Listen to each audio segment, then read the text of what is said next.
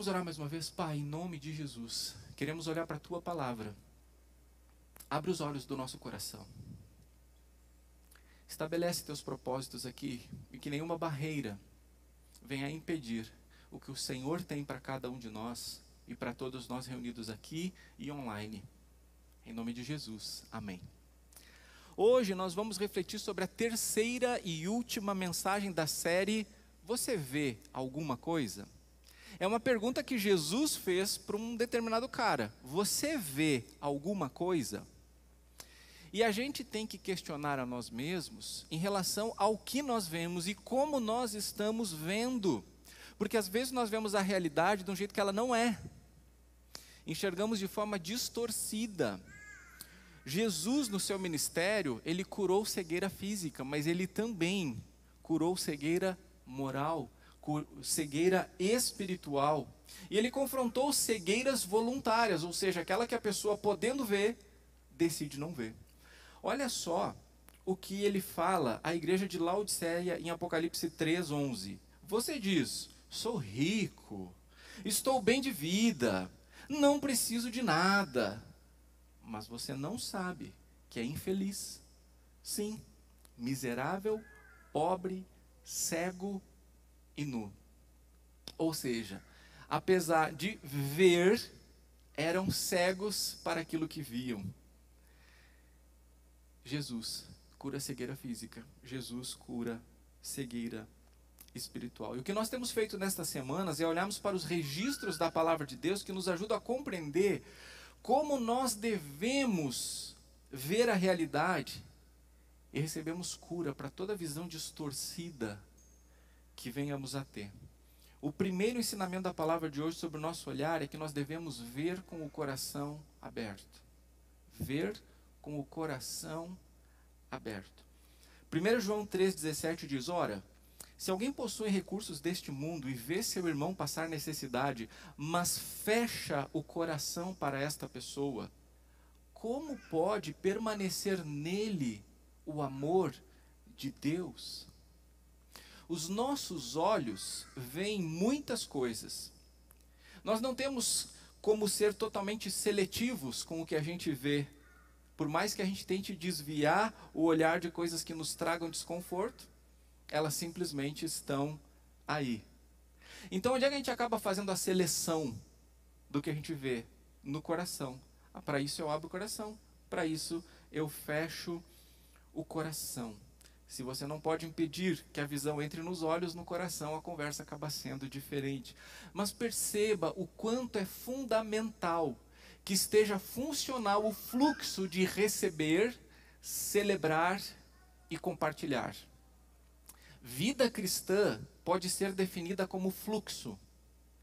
Receber, celebrar e compartilhar. Sem receber do Senhor, não adianta nada. Jesus disse, se você não permanece em mim, não tem fruto lá na ponta. João 15. Mas se você não celebra, se você não percebe o que você recebe de Deus, você não se torna grato. Você se torna fechado em si mesmo. E aí você não reparte.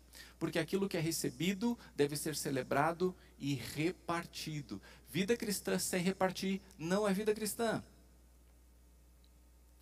Talvez seja vida cristã no sentido da religião cristã, mas não da espiritualidade cristã, do relacionamento com o Senhor Jesus. Mas perceba bem, o amor de Deus, ele preenche a pessoa, ele nos preenche. Isso deve nos levar a um estado de adoração, mas ele deve ser compartilhado. Por favor, volta ao texto aí para a gente olhar a seguinte perspectiva.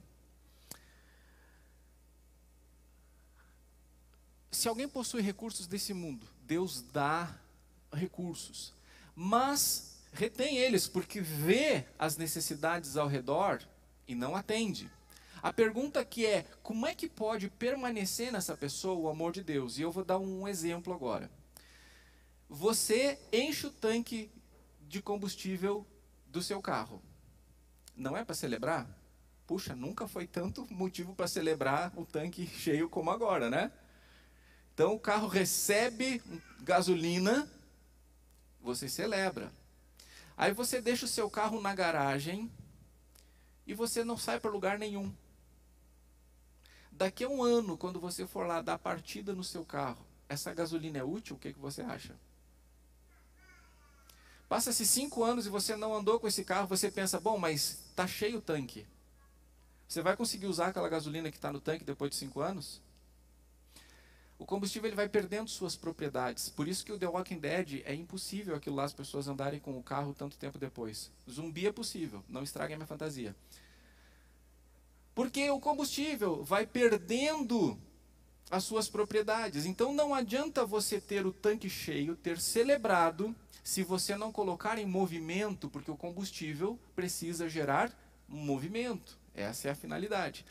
Por que Deus ama você? Ele ama você porque Ele é amor. Mas Ele estende do seu amor a você e você celebra. Você pode ser um adorador. Mas se você não entrega esse amor que você está recebendo para as pessoas ao seu redor, como é que pode permanecer em você esse amor? Ele evapora. Ele se dissipa, ele perde propriedades. Não, pastor, você está falando uma heresia porque o amor de Deus não se deteriora dentro de nós. Bem, você deve saber da passagem lá como Deus sustentou o povo no deserto com um alimento chamado maná. Deus dava o maná para o povo e dizia, pega hoje e usa hoje. É para pegar e usar. Não tenta armazenar. Você vai depender de mim dia a dia. Quando eles pegavam mais do que podia usar, ou seja, para armazenar, o que acontecia com o maná que Deus mandava? Apodrecia. Sombra do que haveria de vir. Isso nos ensina a respeito de uma realidade que viria e veio, é o Senhor Jesus. Ele nos ama, Ele enche você com o seu amor. E aí se você retém, o que você acha que vai acontecer? O apóstolo João faz essa pergunta retórica. Como é que pode permanecer nessa pessoa o amor de Deus? Não vai acontecer. Vida cristã é fluxo, receber, celebrar e compartilhar. Então deixe o seu coração aberto para mudar as realidades por amor. Realidades nas quais você pode e deve ser relevante. E o que define isso? Se Deus traz uma necessidade para perto de você, pode ter certeza que Ele capacita você a atender essa necessidade. Talvez não toda, mas se envolver com atender a necessidade. Eu trago um dos exemplos mais chocantes do início do meu ministério, foi quando alguém disse assim, pastor, tem uma família perto de mim lá que ela está em necessidade. E Deus tocou fundo no meu coração para ajudar aquelas pessoas. A igreja tem uma cesta básica para elas. Eu levei um choque. Porque a pessoa entende que tem uma necessidade lá, ela entende que Deus tocou o coração dela, mas o orçamento dela não vai ser movimentado para atender aquela necessidade. Ela vai delegar. Nós como igreja precisamos saber dessas necessidades e atendermos juntos? Sim, certamente. Mas por pessoas que não podem fazer por si. E por pessoas que talvez ainda não consigam fazer pelos outros. Mas eu e você, quando Deus coloca uma necessidade ao nosso redor, Ele nos capacita a atendermos. Porque se nós vemos a necessidade, como permanecerá o amor de Deus em nós, se nós não atendermos essa necessidade? No mínimo mobilizarmos as pessoas ao nosso redor para fazermos isso junto. Mas é com o meu tempo, é com o meu recurso também. Eu estou envolvido nisso. Isso está ligado ao próximo ensinamento. Ver o compromisso de amar integralmente. Não apenas eu amo aqui, eu amo nesse tempo, eu amo nesses dias, eu amo nesses horários, mas eu não amo aqui. Aqui eu não preciso amar porque eu já amei lá. Vamos ver isso acontecer na palavra? Lucas 10, 30. Jesus prosseguiu dizendo, um homem descia de Jerusalém para Jericó e caiu nas mãos de alguns ladrões. Estes, depois de lhe tirar a roupa e lhes causar muitos ferimentos, retiraram-se e deixando-o semi-morto. Por casualidade, um sacerdote estava descendo por aquele mesmo caminho e vendo aquele homem passou de largo. De igual modo, um levita descia por aquele lugar e vendo-o, tudo tem a ver com ver, né? Passou de largo. Certo samaritano que seguia o seu caminho, passou perto do homem e vendo-o, compadeceu-se dele e aproximando-se fez curativos nos ferimentos dele. E fez até mais do que isso. A gente sabe pela história. Agora, será que esse sacerdote e esse levita, eles tinham intenções essencialmente más? Será que quando eles viram aquele cara caído no caminho, eles pensaram assim, tomara que morra? Jesus não diz isso. Mas Jesus nos dá uma informação importante.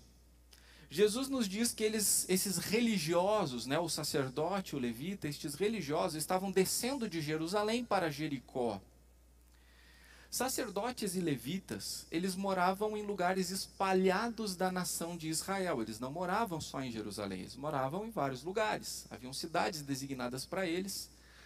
E não que nesse tempo aqui as cidades estivessem claras, mas eles moravam espalhadamente no território de Israel. Eles tinham escalas. Determinados períodos eles precisavam subir a Jerusalém, porque Jerusalém fica no topo de um monte, Jerusalém significa monte de paz. Então eles tinham que subir para Jerusalém para passar determinado tempo lá nos seus ofícios sacerdotais, nos seus ofícios como levitas. Então eles se envolviam intensamente naqueles dias do seu ministério lá no templo em Jerusalém. Quando acabava o turno dele, outros levitas e sacerdotes vinham de várias partes de Israel, subiam a Jerusalém e eles podiam descer e voltar para as suas cidades. Então, por essa perspectiva e para quem Jesus está falando essa história originalmente, a gente pode entender que o sacerdote e o levita tinham acabado de prestar o seu serviço, acabado de cumprir o seu ministério, estão voltando para casa. E o que eles veem no meio do caminho? Alguém caído, precisando de ajuda. Mas eles já tinham cumprido suas funções ministeriais. Aquilo ali não era uma coisa que eles consideravam precisar fazer, porque eles já tinham feito algo que eles consideravam importante. Sou um sacerdote, sou um levita, já fiz o que eu tinha que fazer. Eu tenho que chegar logo em casa. Eu tenho que fazer, eu não tenho recurso para ficar ajudando essa pessoa. E eles seguem o seu caminho. Mas como podem expressar o amor a Deus no templo e decidir não expressar amor no caminho? O apóstolo João, em 1 João capítulo 4, 20, ele diz o seguinte: você não pode amar a Deus a quem você não vê, porque Deus é espírito invisível, se você não ama o seu irmão que você vê. Então, como eles podem ter estado no templo em Jerusalém, expressando amor ao Deus que eles não veem,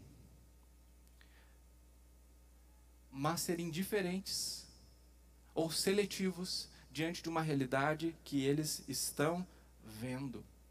Uma das possibilidades deles fazer isso é o fragmento de vida. Isso aqui é o que Deus quer de mim. Isso aqui, né? Ele nem se importa tanto se eu faço ou se eu não faço. Olha, aqui é minha vida espiritual, aqui é minha vida de lazer, aqui é minha vida familiar, aqui é minha vida profissional, aqui é minha vida acadêmica. E quando a gente fragmenta, a gente diz assim, ó, tem bastante de Deus nessa área aqui. Nessa aqui eu só preciso de Deus se surgir algum problema. Mas nessa outra aqui, nem lembrar de Deus eu lembro. A gente fragmenta estas áreas e dá super importância para algumas e outras não, mas Deus não nos vê por áreas, Ele vê quem nós somos, Ele nos vê integralmente, e nós quando enxergamos a realidade, precisamos vê-la integralmente, porque não adianta cantar aqui em cima, ou pregar aqui em cima, ou ensinar para os juniores lá em cima, ou cuidar dos carros ali enquanto há celebração, receber pessoas na porta, traduzir em libras, estar no Crescer Mais, estar operando o som, estar operando a projeção, estar operando o stream e outras ações mais, ou ter preparado todo esse ambiente e sair daqui e ver as situações e, bom, já cumpri meu objetivo, já cumpri meu ministério e demais, hoje eu nem estou na escala. Né? Hoje é o fulano que está na escala. Então, isso é um problema. Nós precisamos ver o compromisso de amar com integralidade. É amar o tempo todo. É amar sem parar. É amar até o fim. Curiosamente, alguém que era odiado pelos judeus, um samaritano, ele parece ver a vida com integralidade. Ele está vindo de um lugar, está indo para o outro. E a gente vê, no decorrer aqui dessa história, que ele vai seguir viagem e ele já tem planos para voltar, passar lá de novo, ver como é que está a situação e ver se precisa continuar expressando ainda mais amor prático na vida. Então não é que ele não tinha o que fazer antes e que ele não tinha o que fazer depois. Acontece que ele era alguém que, onde estava e por onde ia, amava. Tem alguém caído aqui? Vamos amar. O que eu vou fazer lá é amar. Amar o tempo todo. Se surge agora diante dos nossos olhos, ver com o coração aberto, ver as coisas com integralidade. A gente tem que ter muito cuidado com esse negócio de definir quando que eu entrego amor e quando que eu acho que Deus me isenta de fazer isso. Deus não isenta momento nenhum a gente de expressar amor. E qual é o critério? Quem é que estabelece o que eu faço ou deixo de fazer? É o amor. E eu penso que a paz de Deus, que excede todo entendimento, a paz de Deus em nós pode atuar como um árbitro maravilhoso para isso. Não sou eu que vou estabelecer, dizer o seguinte, ó, se você faz isso, você está amando, se você faz isso, não está amando, se você faz isso nesse dia, não faz... Não. Mas, se você está tomando decisões baseados no amor de forma integral. Próximo aprendizado sobre o nosso olhar é ver e confiar no que é superior, e não em coisas paliativas, transitórias, terrenas. Lucas 21:5 e Marcos 13:1 e 2, que se complementam nos dando informações, diz: alguns falavam a respeito do templo, porque estava ornado de belas pedras e de dádivas. Quando Jesus estava saindo do templo, um de seus discípulos lhe disse: mestre, que pedras, que construções. Mas Jesus respondeu: você está vendo estas grandes construções? Não ficará aqui pedra sobre pedra que não seja derrubada. Até dá para entender o vislumbre das pessoas com o templo, que era uma das grandes e imponentes construções da antiguidade. Era algo que realmente chamava atenção. Era maior do que muito shopping que tem por aí. Tinha andares, pavimentos, complexos. Era um negócio assim muito imponente. Então dá para entender que as pessoas se fascinassem por isso. Agora, o curioso é um discípulo achar que Jesus ia ficar impressionado. Né? Mestre, olha, que construções, que pedras, né? Mas para quem que ele está falando? Ele está falando para o cara que criou os átomos daquelas pedras. Ele está falando para o cara que criou as moléculas daquelas pedras. Tá vendo? Uau! Esses discípulos têm cada uma que nos reflete muitas vezes, né? Acontece que, segundo a palavra de Deus, Jesus veio ele mesmo para ser o templo, não é?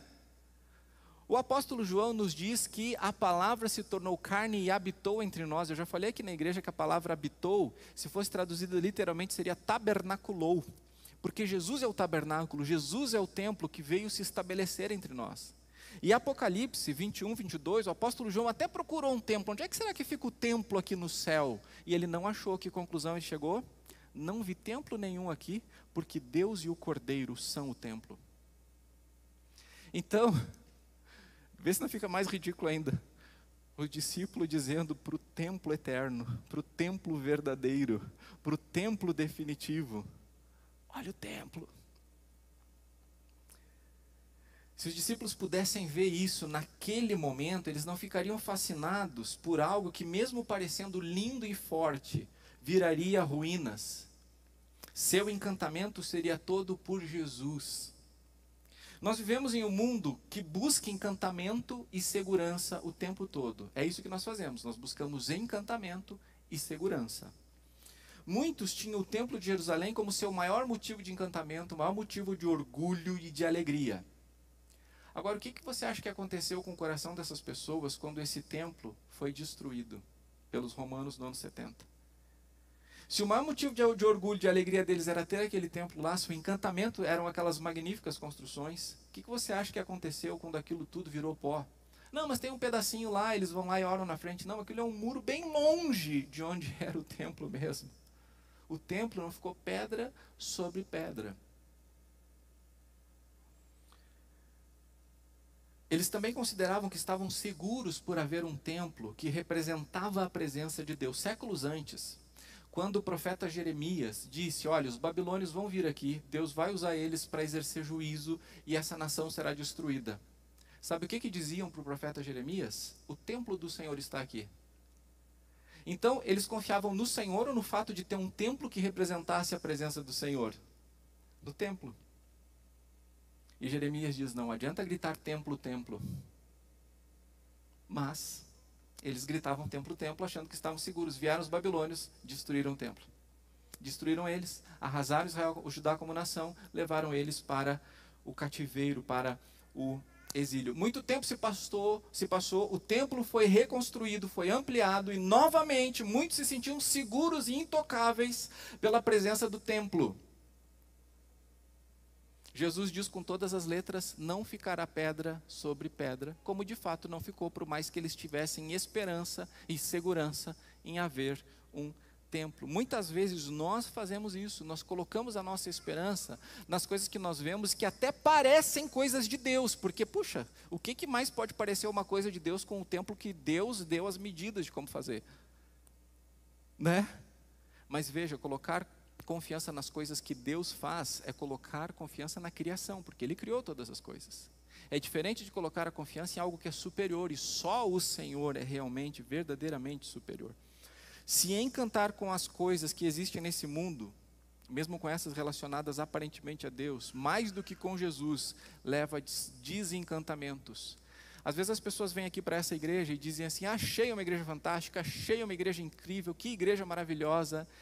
E aí eu aperto um botãozinho no meu cérebro aqui que é um cronômetro. Contagem regressiva para o desencantamento. Quando alguém me tece elogios, porque esse pastor ele entende, ele fala, ele sabe, eu ligo aqui, o cronômetrozinho.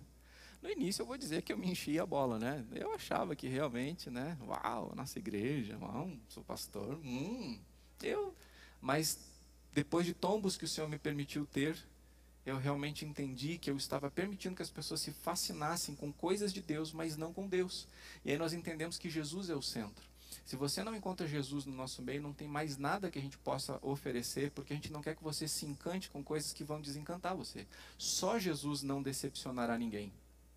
Então a gente tira as coisas que possam ser barreiras, coisas que, como a nossa interpretação sobre a Bíblia, não, vai direto para a palavra, o que está lá? Como as nossas regras, como o nosso isso, o nosso aquilo, não tem nada do nosso aqui. É simplicidade. Não significa que não seja organizado, mas é simples, porque a gente não quer fascínio. Por que não bota umas luzes assim, assim, assadas, elas fazendo assim? Por que não faz um negócio assim e tal, e aquele negócio, papapá? Por que a gente vai chamar os olhos das pessoas para coisas que podem durar uma fração de tempo, considerando a eternidade das pessoas? Não, Jesus.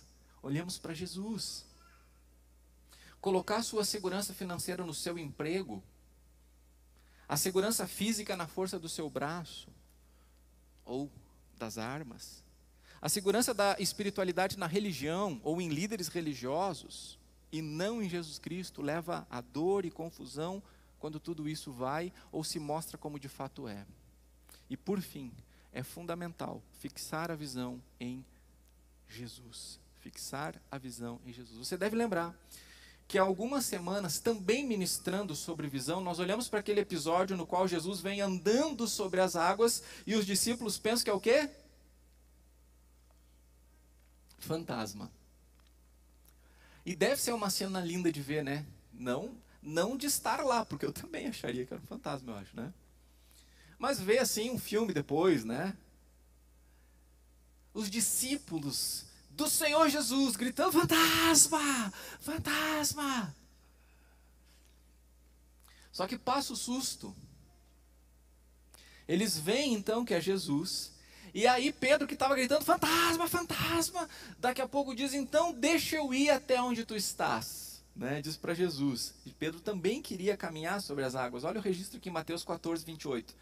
Então Pedro disse, se é o Senhor mesmo, mande que eu vá até aí, andando sobre as águas. Jesus disse, venha. E Pedro, descendo do barco, andou sobre as águas e foi até Jesus. Reparando, porém, na força do vento, teve medo. E começando a afundar, gritou, salve-me, Senhor! E prontamente, Jesus, estendendo a mão, o segurou e disse, homem de pequena fé, por que você duvidou? Quantas vezes nós já vivemos momentos maravilhosos na nossa jornada de fé, a ponto de sentirmos que estamos andando sobre as águas? Quantas vezes nós começamos bem a etapa na jornada com Jesus, mas quantas vezes o nosso olhar se desvia do Senhor e assim se foca nas coisas deste mundo, incluindo as dificuldades, como a força contrária do vento. O vento não pode ser visto, mas a sua força pode ser vista, porque a força do vento mexe coisas. Então, a força do vento podia ser vista naquele barco balançando. A força do vento podia ser vista na roupa esvoaçando do apóstolo Pedro e dos demais discípulos. A força do vento podia ser vista nas ondas grandes, na água que estava vindo contra eles. Então a força do vento podia ser vista. Um cenário ameaçador. Mas deixa eu fazer uma pergunta para você. Quando Pedro está dentro da água, eles veem que Jesus está vindo, eles pensam que é um fantasma. Daí Jesus diz, sou eu, calma. E aí Pedro diz, então deixa eu ir até ti. Quando Pedro diz, Senhor, me deixa ir até o Senhor, tinha vento forte ou não tinha vento forte? Tinha ou não tinha? Sim. O vento forte estava lá do mesmo jeito. Então as roupas estavam esvoaçando, o barco estava balançando, as ondas estavam grandes, estava todo aquele cenário ameaçador lá. Quando Pedro diz, deixa eu ir até o Senhor, é isso que está no cenário, o vento forte está lá. Só que, o que faz com que ele se encoraje a dizer, me deixe ir até o Senhor? Porque ele está vendo o Senhor. Quando Jesus diz, sou eu, uau, quando Jesus diz, eu sou, isso tem um significado, né? Então Pedro, então me deixe ir até o Senhor. E diz que Pedro vai até o Senhor, Pedro vai caminhando, mas ele vai começar a reparar no quê? No que surgiu agora? Sim ou não?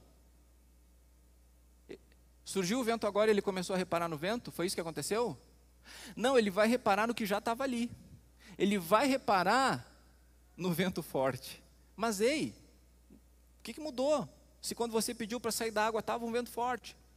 Mudou no que ele está focando a visão dele, no que ele está reparando, porque quando ele começa a reparar em Jesus, ele anda sobre as águas, mas quando ele começa a reparar na força do vento, ele afunda. E é interessante que ele não está longe de Jesus, né? Ele já caminhou tanto, ele está tão perto de Jesus, que quando ele repara, então, olha comigo, ele está na direção de Jesus, ele está mais perto de Jesus, mas ele repara nas circunstâncias, e ele afunda. Mas ele está perto de Jesus, a ponto de Jesus estender-lhe a mão. Então não é que Pedro está lá longe, coitado, sozinho, deixa Jesus estar longe dele. Não, Jesus estende a mão, aqui ó, está pertinho. Então Pedro está perto de Jesus, mas está afundando. Ei, pense nisso. Está perto de Jesus, mas está afundando. O que determina então a segurança na vida? É onde está o foco do seu olhar. É no que ou em quem você está reparando. Aquilo que tem a sua atenção, o quê? Aquilo que tem sua atenção, tem você. A gente lembra isso o tempo todo aqui na comunhão, né? Aquilo que tem a sua atenção, tem você. Aquilo para quem você entrega o foco da sua visão, é seu dono, é seu proprietário. Aquilo vai dirigir a sua vida. Aquilo que tem a sua atenção, tem você. Em sua visão, você basicamente enxerga em dois níveis. A visão central, que é nítida, e a visão periférica. Deus fez as coisas de forma maravilhosa, né? Nós temos uma estrutura de olho perfeito que eu tive o privilégio de estudar durante algumas semanas.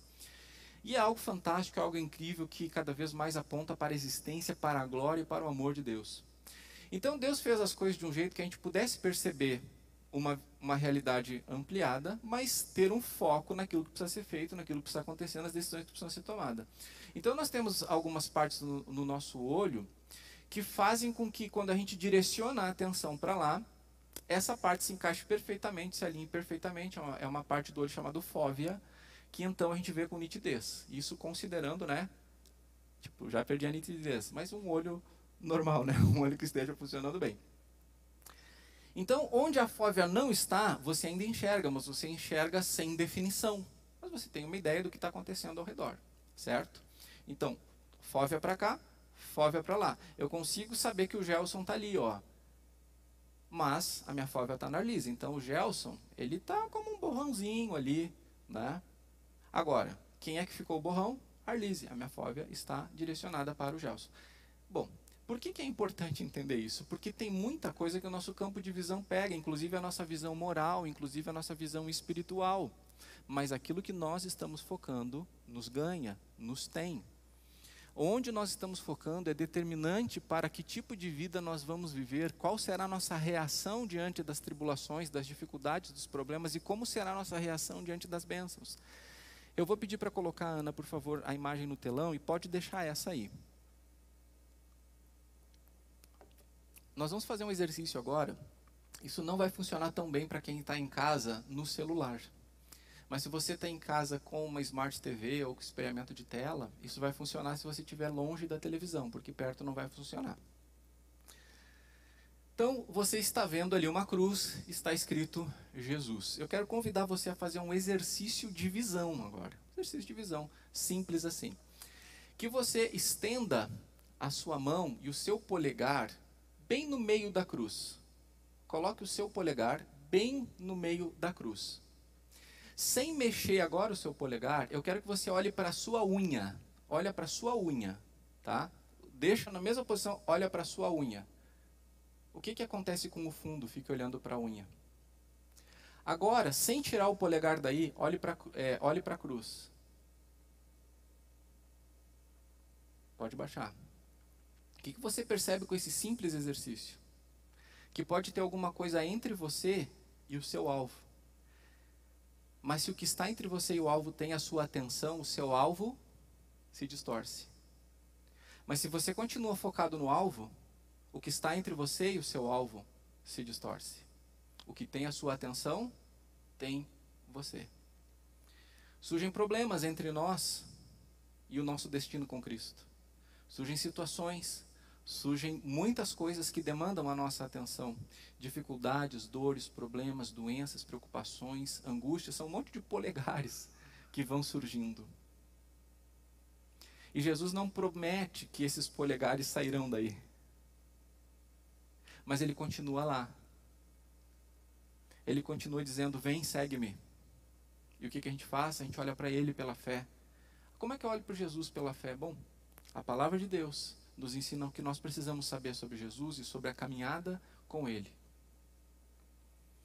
Mas quando surge alguma situação na minha vida, a primeira coisa que a gente vai fazer, porque você está olhando lá, mas surgiu um polegar aqui, pode ter certeza que o seu cérebro vai fazer um trabalho de direcionar sua fóvea para cá. Mesmo que seja inconsciente, surgiu, você vai focar aqui. Então o que você precisa fazer? Você precisa ter um movimento consciente de fé de dizer o seguinte, isso aqui não vai ser o que eu vou ficar vendo. Eu vou continuar olhando para Jesus pela fé.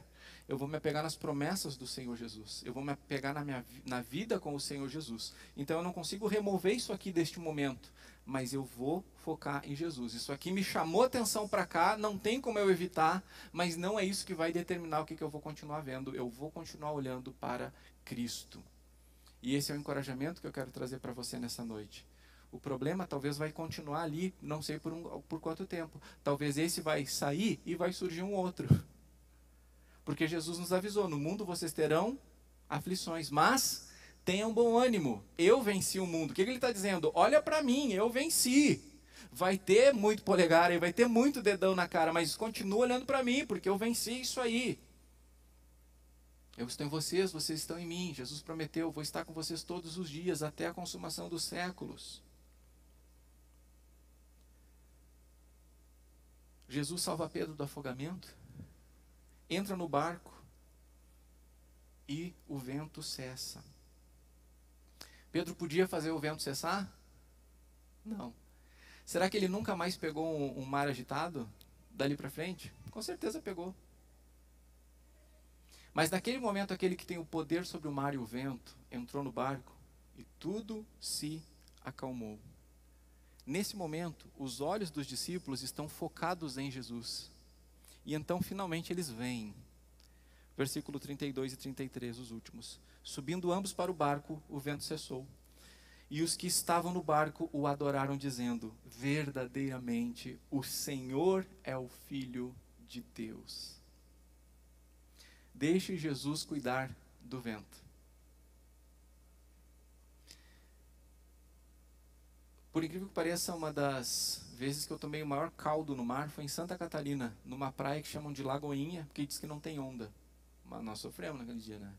Eu não sei o que aconteceu no mar, mas eram ondas assim gigantescas. E teve um momento que eu sumi aqui, e eu apareci lá não sei aonde, de tão grande. É impossível você resistir à força do mar. É impossível você lutar contra muita coisa nessa vida. Mas tem alguém que caminha sobre as águas.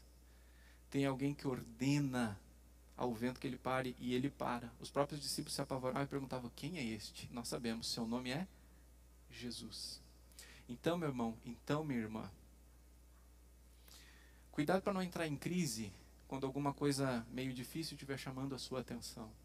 Na crise, olhe para Jesus. Paulo diz: eu corro para o alvo. Não tire seus olhos do alvo. E conforme os ensinamentos da palavra, veja com o coração aberto. Não com o coração desprotegido, isso é outra coisa.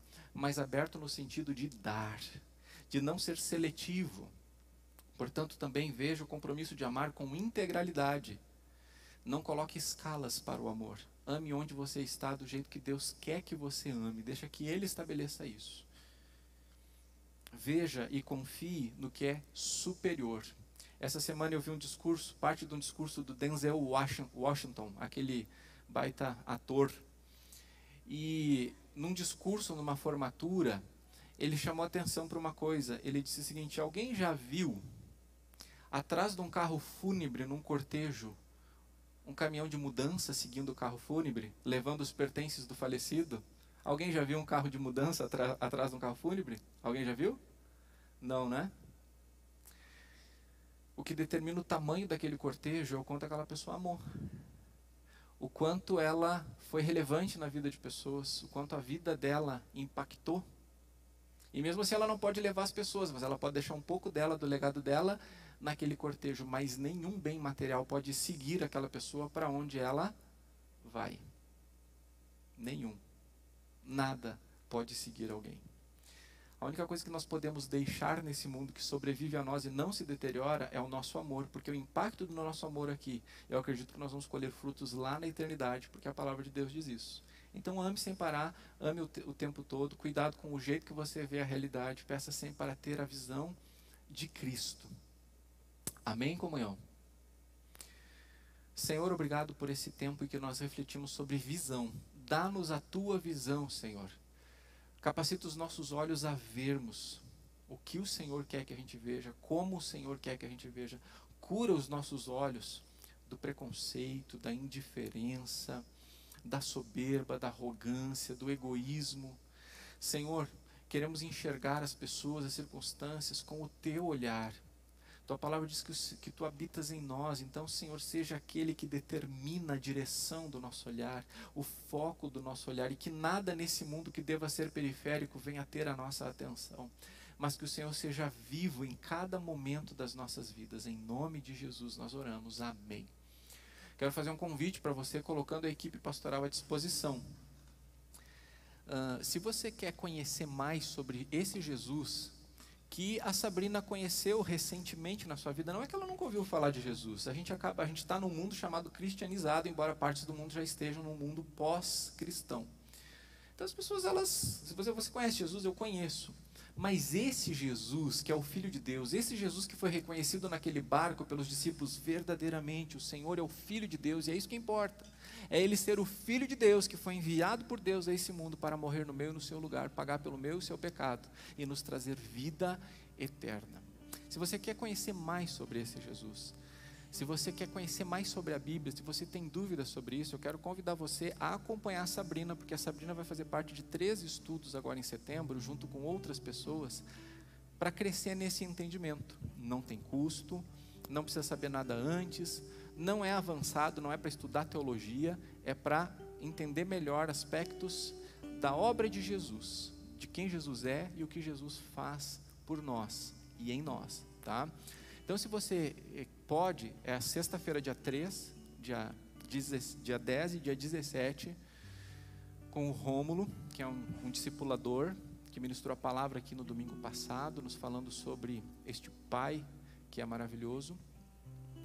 Então você pode me mandar um WhatsApp, ou se você não vou mandar um WhatsApp para o cara lá, você pode preencher um cartão que tem aí na sua frente, nesses bolsinhos beges, e pode até pegar só por curiosidade, e pode marcar aqui, ó, gostaria de entender melhor a Bíblia, só isso, não tem compromisso nenhum, mas eu acredito que isso vai ser muito bom, isso vai ser muito surpreendente.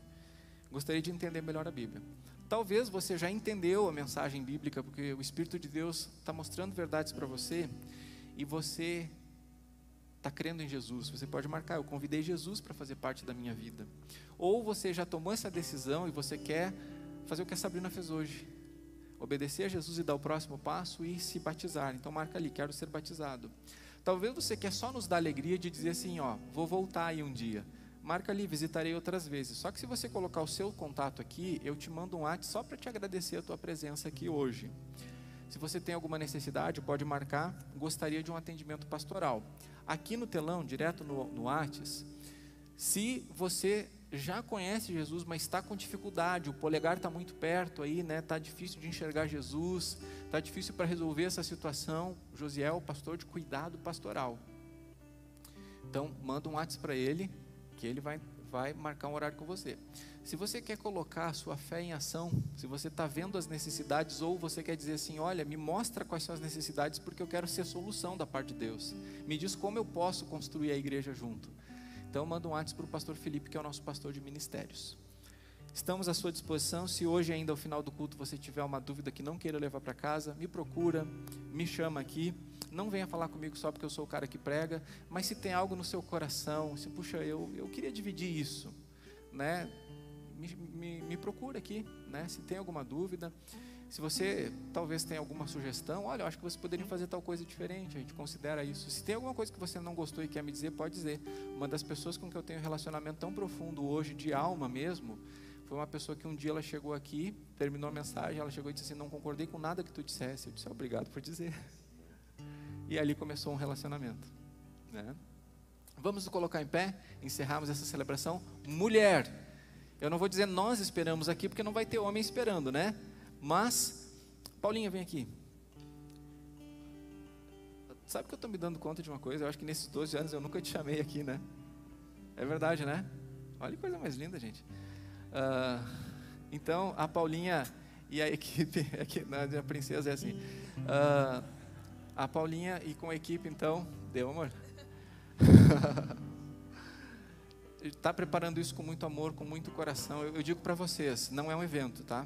É repartir coração. É isso que está diante da igreja, que está sendo oferecido pela Paula, pela equipe, né?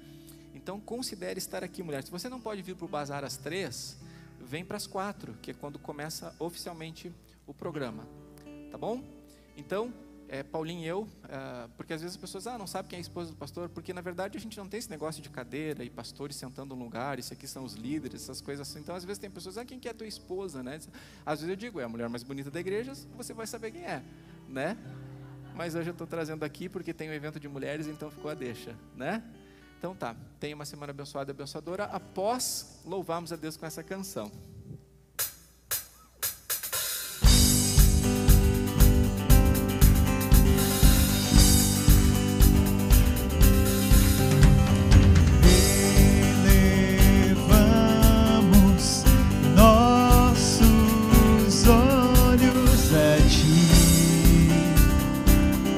Somente a ti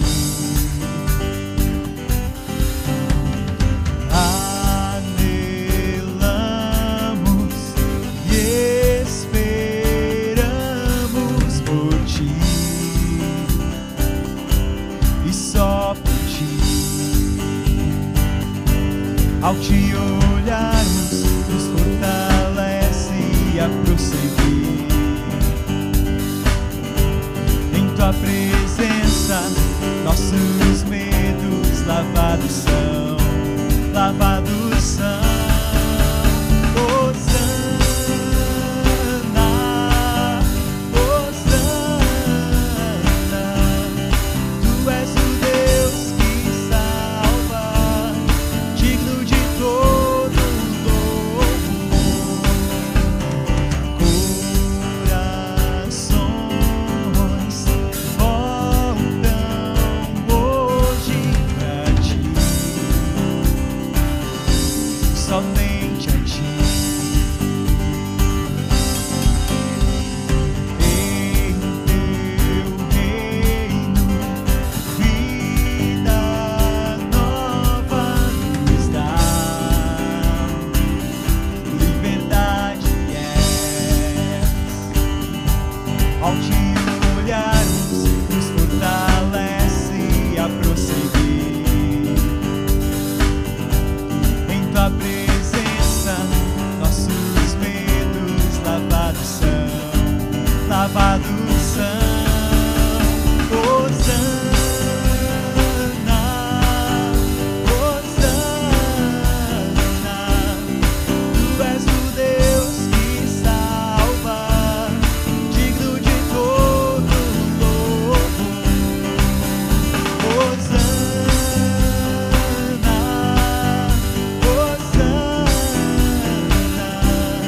faz Teu querer em nós, Tu és bem-vindo, Jesus.